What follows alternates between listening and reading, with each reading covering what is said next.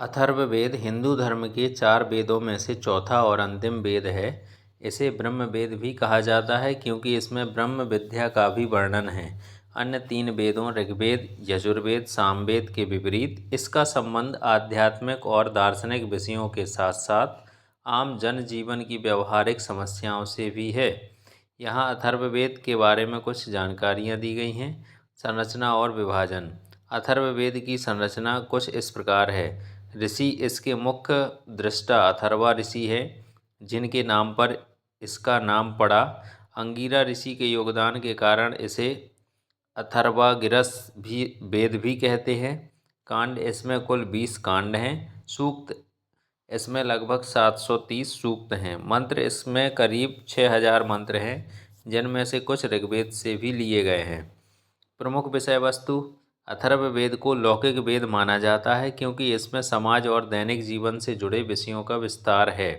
रोग निवारण और आयुर्वेद इसमें विभिन्न रोगों के उपचार और जड़ी बूटियों का वर्णन है। इसे आयुर्वेद का मुख्य स्रोत माना जाता है।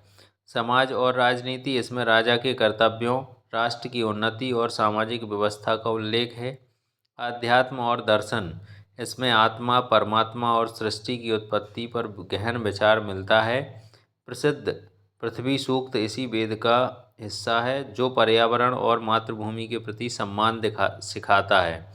जादू टोना और शांति कर्म इसमें नकारात्मक शक्तियों से बचने के लिए तंत्र मंत्र, रक्षा कवच और शांति पाठ भी शामिल हैं। शाखाएं और उपनिषद।